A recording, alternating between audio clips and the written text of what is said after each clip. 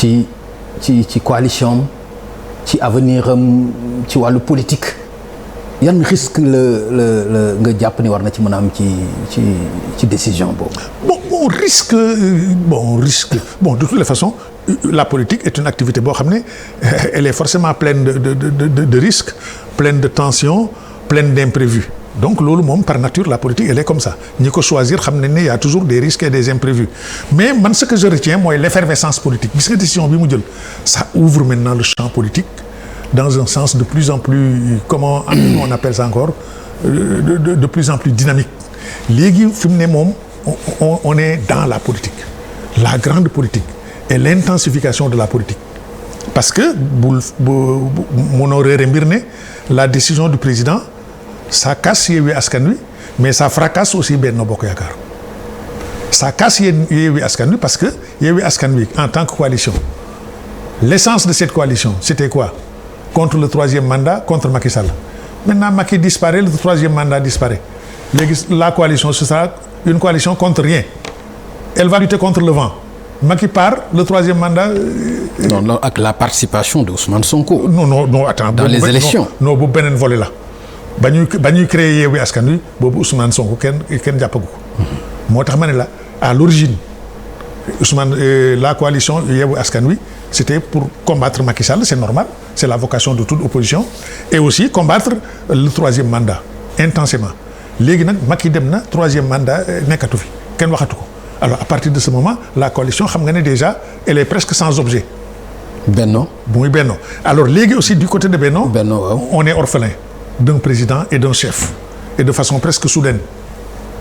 Léegi nag foofu aussi il va sans dire que gis fa mbër moo xam ne bi nañ ko mën a ngemb ñëpp d'accord ci avec tout le consensus fort qu'il faut pour mu am des chances de vaincre ce n'est pas évident su amee ñaari mbër dafay garaaw su amee ñetti mbër mu gën a garaawati bon nag ñoom leur challenge leur mission principale moo di fexe ba d'accord ci benn mbër ngemb ko jàppale ko mais même suñu amee mbër à gauche am mbër à droite aussi am na loo xam ne mooy élection bi ci boppam parce que y a pas que Benno et Yewwi vous avez Idrissa Seck vous avez Malick Gakou vous avez tant d'autres les ambitions et les ambitieux bëri na sauf que aussi il y a le filtre du parrainage parce que candidat là même si c'est un filtre amélioré par le dialogue ça ne veut pas dire que candidat là rek damay bokk loolu tam c'est un autre filtre parce que le parrainage va tamiser bon mais même soo jàllee obstacle yooyu am na beneen mbir moo xam ne mooy taxaw moo di pour quelqu'un qui connaît la carte électorale du Sénégal qui ressemble à une peau de léopard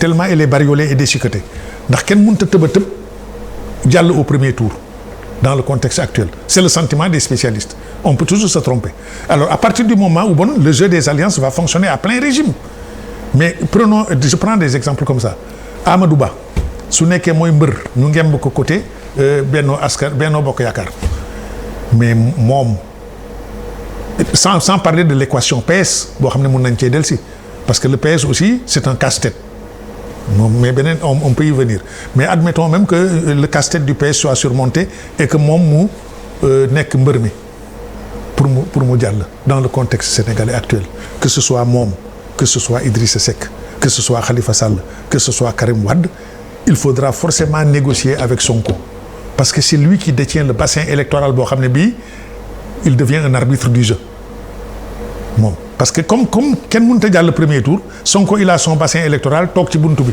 il faut nga ñëw waxtaan ak moom tu penses que Idrissa Seck dana jox xaaji guddi di ko seeti ci zéro am na lu mu soxla woon ci moom Amadou Ba it ku mun a waxtaan ak moom la c'est là où les chances de Amadou sont réelles aussi parce que il appartient au même corps de métier. Même Abdoulaye Daouda Diallo aussi même chose c'est un inspecteur des impôts donc ñooñu ñëpp xam nga aussi la corporation ici c'est un facteur de rapprochement entre les personnes ndax yéen a bokk métier. Tout à fait. C'est comme les militaires anciens militaires nouveaux militaires tout le monde est militaire. Bon donc il faudra négocier avec l'arbitre Sonko su Sonko bokkul quoi mu yore son bassin électoral. même su bokkee da ngay wax ak moom. boo demee non mais su bokkee mun na moom su bokkee aussi même su bokkee non su jàllee nag. su jàllee bon moom boppam lay utal.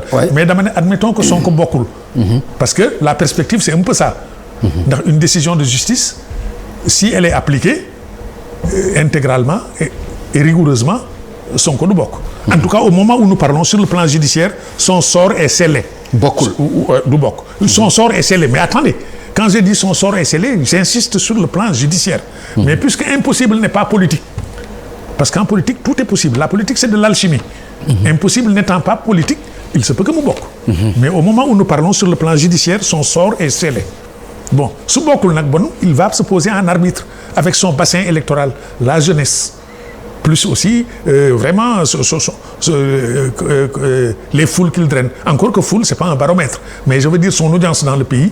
Bref, il a un bassin électoral boo xam ne tout le monde viendra y pêcher. Amadou Ba dana ñëw jëm fay root, Idrissa Seck dana ñëw jëm fay root, parce que ku fi rootul. mais li ñi ngay wax nii sori nañu ñooñu. pare bala ngay wax Amadou Ba wala ngay wax Idrissa Seck nga wax ñi bokkal Yewwi nga wax ñi nga xam ni bokk na ak ñoom. non maa ngi ñëw mais pareegu ma di Khalifa Sall mun nay ñëw, encore que Khalifa Sall ses relations avec Machin sont conflictuelles, mais man les relations conflictuelles en politique aussi il faut toujours les nuancer et les relativiser et les tempérer, parce que politicien mun nañu xuloo altine jubóowaat talaata bon mun ñoo ngi ci, mais daal pour aller vite, quels que soient les champions qui viendront d'ici ou de là, si Sonko bokkul il sera l'arbitre avec son bassin électoral vers lequel tout le monde viendra pêcher.